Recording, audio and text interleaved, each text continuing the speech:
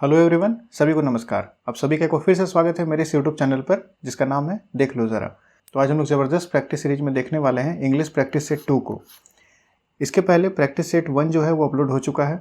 उसका PDF आपको Telegram पे मिलेगा। अगर अभी तक आप टेलीग्राम ग्रुप को नहीं ज्वाइन किए हैं तो इस वीडियो के डिस्क्रिप्शन में मैं उसके लिंक को डाल दूंगा। आप लोग वहाँ से उस टेलीग्राम चैनल को ज्वाइन करें। PDF के साथ साथ जो भी अपडेट्स होंगे आपको वहाँ टाइम टू टाइम मिलते रहेंगे। अगर आप इसमें से कोई सा भी एग्जाम दे रहे हैं, चाहे वो झारखंड हाईकोर्ट असिस्टेंट हो, SSC का कोई भी एग्जाम हो, चाहे वो CHSL हो या सिलेक्शन पोस्ट हो या CGL हो या बैंक का कोई एग्जाम हो, रेलवे का एग्जाम हो या अदर कोई भी गवर्नमेंट एग्जाम हो जिसमें भी इंग्लिश आता है, तो आपके लिए ये वीडियो बहुत इंपॉर्टेंट है। ऐसे तो आप 10 तरह की चीज़ देखते ही हैं। आज इस टीचर की तरफ से अनुरोध है कि इसको भी देख लो ज़रा, ताकि एग्जाम में रील्स और शॉर्ट्स के ट्रेंडिंग गानों के साथ साथ आपको आंसर भी याद आते रहें। तो चलिए शुरू करते हैं आज का क्लास। वन वर्ड सब्स्टिट्यूशन इसका क्या होगा? To give up one's authority और थ्रोन। इसका आंसर होगा एब्डिकेट। देखिए, एब्डिकेट में जो वर्ड है इसको आप डिक्टेटर के वर्ड से आप याद कर सकते हैं। एक तो मैं आपको पहले बता दे रहा हूँ कि देखिए, मैं इस लेक्चर के बीच में कुछ ऐसे वर्ड्स का यूज़ करूँगा या इस तरीके से वर्ड को रिलेट करूँगा जिसका हो सकता है कोई सिर पैर नहीं हो, तो आप उससे रिलेट करने का कोशिश मत कीजिएगा कि एक्चुअल में तो ये वर्ड ऐसा नहीं होता है। आपको बस वहाँ 4 ऑप्शन में से एक ऑप्शन को सही से टिक कर देना है और आपको उसका मीनिंग पता होना चाहिए।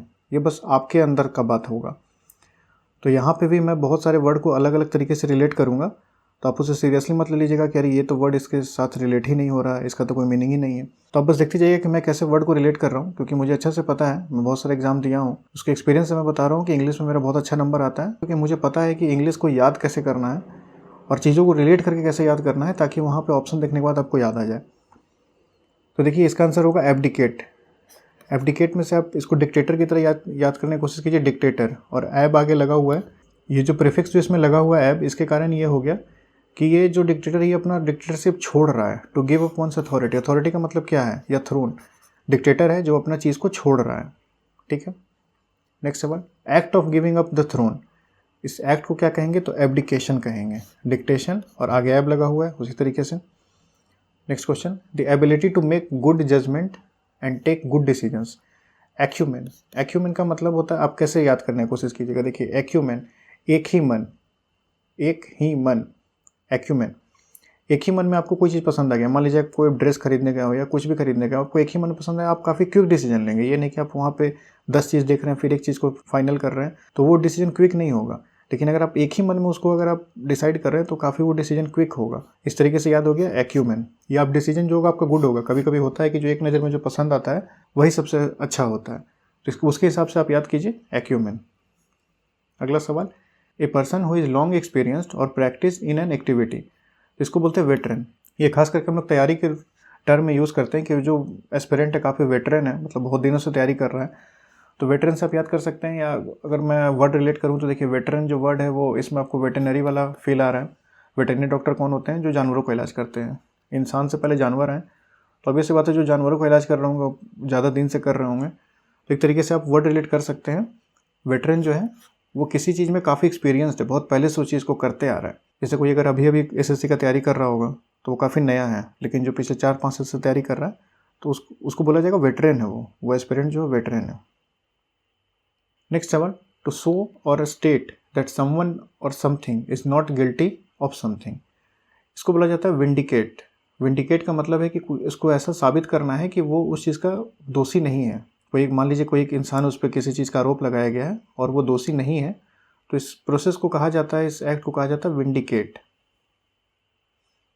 इसी से मिलता जुलता एक और वर्ड है, one who is determined to take full revenge for wrongs done to him. अगर आपके साथ मान लीजिए कुछ गलत हो और आप एकदम मन में ठान ले कि नहीं अब तो हम उसका बिगाड़ के रहेंगे, उसका हम सब कुछ तहस नहस कर देंगे, इसको कहा जाता है विंडिक्टिव। कोई ऐसा वर्ड रिलेट तो मैं इसके साथ नहीं कर पाया था, आप इसे ऐसे ही याद कर लीजिए। विंडिक्टिव का मतलब होता है कि एकदम ठाना हुआ है कि सामने वाला को बिगाड़ देना है, जो भी उसके साथ कुछ गलत किया हो। फुल रिवेंज का एकदम मतलब मूड ऑन हो गया है। Next, A solution for all difficulties और डिजीजेस। इसका मतलब होता है पेनेशिया। पेनेशिया का मतलब होता है, जो आप हिंदी इसका मीनिंग ढूंढने की कोशिश करेंगे उसमें आपको मिलेगा रामबाण। हम लोग यूज़ करते हैं रामबाण इलाज है। रामबाण इलाज है मतलब कि अब ये एकदम अल्टीमेट इलाज है, इसको करने के बाद सब कुछ ठीक हो ही जाएगा। तो फॉर ऑल डिफिकल्टीज और disease. Next, belonging to the same time, living in the same age with another. Contemporary. Contemporary का मतलब होता है समकालीन, मतलब कि जैसे आप और आपका कोई एक स्कूल का जितना भी फ्रेंड होगा लगभग वो समकालीन होंगे, या आपके जो भी मतलब आपके जो एज ग्रुप का है वो सब आपका समकालीन है, मतलब उसी एज ग्रुप का होना, उसी के साथ का होना। नेक्स्ट सवाल, something no longer in use, मतलब कि अब वो यूज़ में नहीं है, अब वो ख़राब हो चुका है। आंसर होगा इसका ऑब्सोलेट। ऑब्सोलेट का मतलब ऐसे तो ऑब्सोलीट होता है, ऑब्सोलीट का मतलब आप ऐसे मत याद कीजिए, ऑब्सोलीट का आप लेट कर लीजिए, मतलब बहुत ज़्यादा लेट हो गया। ऑप्सो को एब्सोल्यूट से आप याद कीजिए, एब्सोल्यूटली लेट, एब्सोल्यूटली लेट हो चुका है, अब कोई ऑप्शन नहीं है, वो ख़राब हो चुका है, वो यूज़ में नहीं है। Next, something that can't be avoided certain to happen, मतलब कुछ ऐसा है जो हो के ही रहेगा, उसको चेंज नहीं किया जा सकता है, तो इसका आंसर हो जाएगा इनएविटेबल, मतलब कि ये इसको अवॉइड नहीं किया जा सकता, ये हो के ही मानेगा। इविटेबल का मतलब होता है कि उसको रोका जा सकता है, लेकिन आगे इन लग गया, इनएविटेबल मतलब कि अब उसको रोका नहीं जा सकता, वो हो के ही मानेगा। नेक्स्ट सवाल, a person who can endure pain और hardship without showing his feeling और कंप्लेनिंग, स्टोइक। इसका हम जब अपना पढ़ते थे तब इसको हम ऐसे याद किए थे, स्टोइक का मतलब हम सीधा सीधा याद कर लिए थे कि इसका मतलब है पापा मम्मी, पापा या मम्मी। ऐसा क्यों? क्योंकि देखिए, किसी भी तरह का पेन हो सकता है कि पापा मम्मी को 10 तरह का पेन हो, वो 10 तरह का कोई दुख से गुजर रहे हो, लेकिन वो उस चीज़ को अपने चेहरे पे आने नहीं देते। क्यों नहीं आने देते? ताकि उसके पेन या उस जो भी दुख है उसके कारण बच्चों को कोई दिक्कत नहीं हो। तो इसका मतलब है कि कितना भी हार्डशिप हो जाए, कितना भी मतलब परेशानी हो जाए, कितना भी पेन हो जाए, उसको दिखाना नहीं है, उसके बारे में कंप्लेंट नहीं करना, चुपचाप उसमें जीते रहना है। ये जो नेचर है ये आपको पापा और मम्मी में खास करके दिखेगा। तो इससे आप रिलेट कर सकते हैं, स्टोइक का मतलब है कि कोई एक्सप्रेशन शो नहीं हो रहा है, कोई फीलिंग नहीं शो हो रहा है, कोई हार्डशिप नहीं शो हो रहा है, कोई दुख नहीं शो हो रहा है। आंसर हो जाएगा stoic. One who can not be corrected, one who is beyond reform, कोई एक ऐसा इंसान जिसको करेक्ट नहीं किया जा सकता है।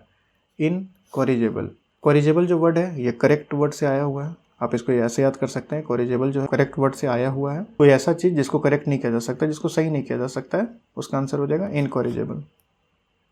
Someone who makes charitable donation intended to increase human wellbeing, इसका आंसर हो जाएगा अल्ट्रुइस्ट। अल्ट्रुइस्ट का मतलब कैसे आप याद कीजिएगा, देखिए इसमें दो वर्ड है, एक तो है अल्ट से अल्टीट्यूड, आप याद कर लीजिए, अल्टीट्यूड का मतलब होता है ऊंचाई, और ट्रू का मतलब सही।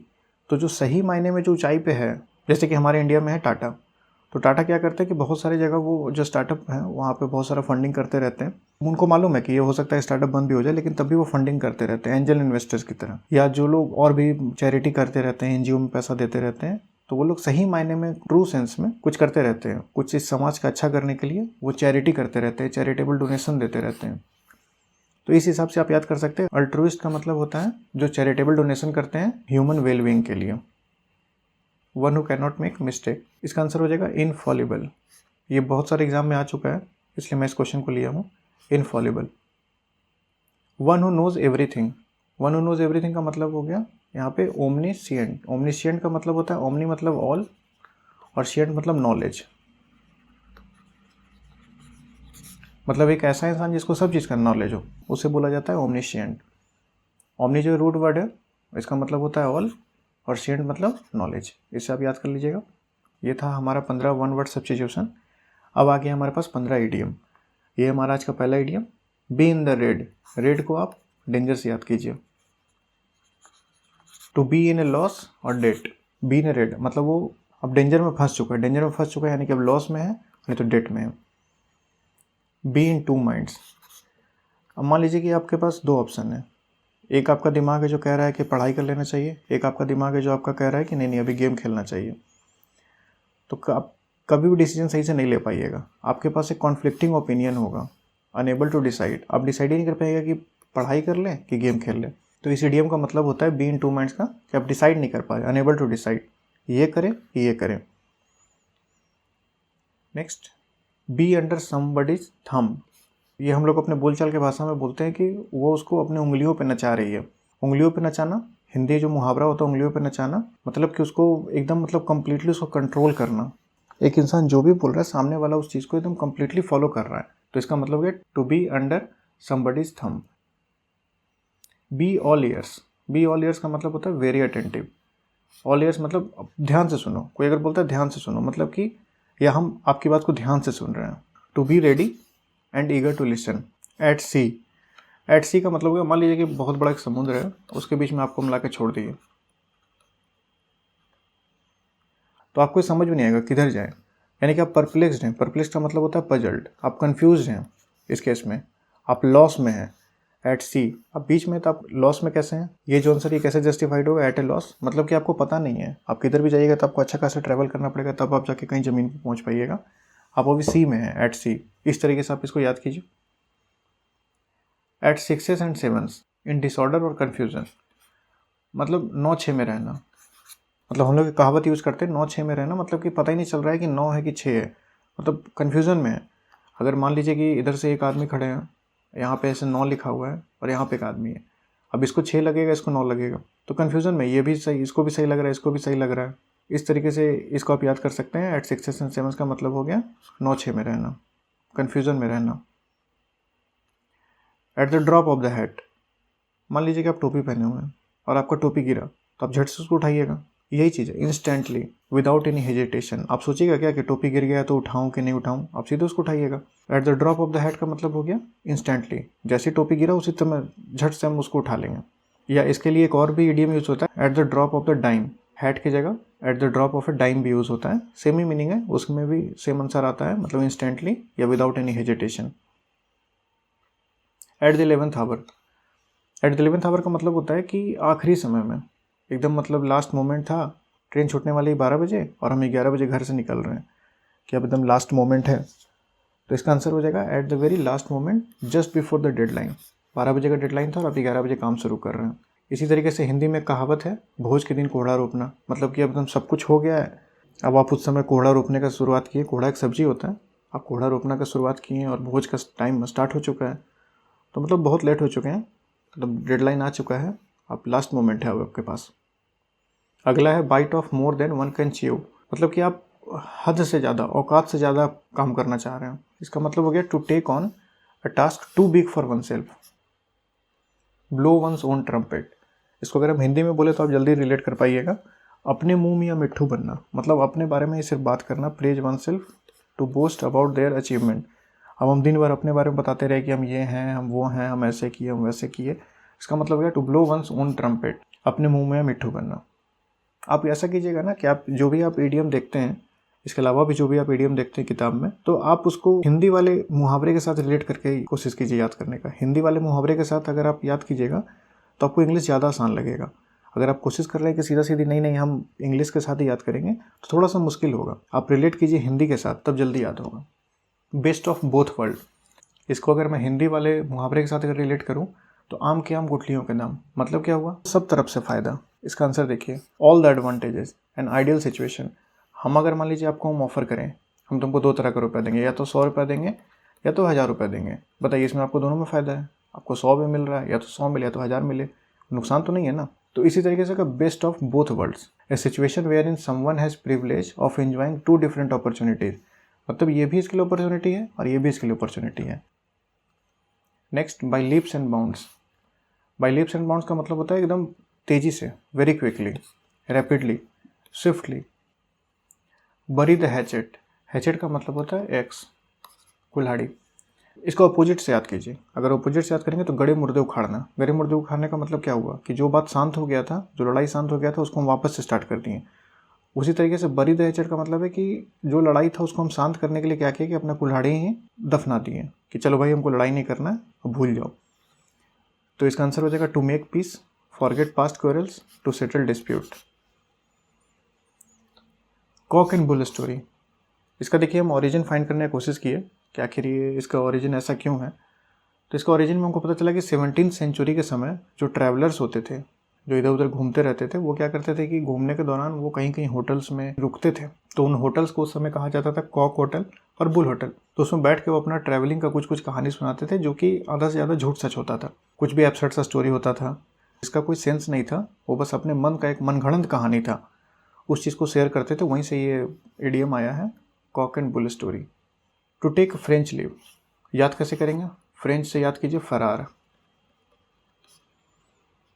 फ्रेंच फरार, सीधे फरार हो गया। अब बताइए फरार होने के लिए आपको परमिशन लेना पड़ेगा क्या? कि हम फरार होना चाह रहे हैं, आपसे परमिशन लेने आए, नहीं। टू टेक फ्रेंच लीव का मतलब होता है leave without any intimation, absenting oneself without permission. सीधे फरार हो गया, जैसे हम लोग स्कूल से फरार हो जाते थे, बंक मारने के लिए कॉलेज से फरार हो जाते थे, तो उसी तरीके से फरार होना, मतलब विदाउट परमिशन या विदाउट इंटीमेशन फरार हो जाना। तो ये था हमारा आज का लास्ट सवाल। हम आशा करते हैं कि आप लोग को ये जो सेशन है बहुत अच्छा लग रहा होगा। पहला वाला जो सेट था उसमें भी काफ़ी अच्छा आप लोगों ने रिस्पॉन्स दिया। ये वाला सेट 2 जो है ये भी अगर आपको पसंद आया है तो इसे लाइक कीजिएगा, शेयर कीजिएगा अपने सभी दोस्तों के साथ, और इस चैनल को सब्सक्राइब करना नहीं भूलिएगा जिसका नाम है देख लो ज़रा। और रहा बात PDF के लिए, टेलीग्राम ग्रुप आप ज्वाइन कर लीजिए, वहाँ से आपको PDF मिल जाएगा। और जो लोग के पास टेलीग्राम नहीं है, जो लोग टेलीग्राम नहीं यूज़ कर रहे हैं, उन लोगों के लिए व्हाट्सएप का भी चैनल जो है क्रिएट कर दिया हूँ, तो आप लोग वहाँ से भी सारे PDF को आप वहाँ से भी डाउनलोड कर सकते हैं। आपको सेमी PDF दोनों जगह अपलोड होता हुआ दिखेगा। तो चलिए इसी के साथ थैंक यू, अच्छे से पढ़ाई कीजिए, अपना ख्याल रखिए।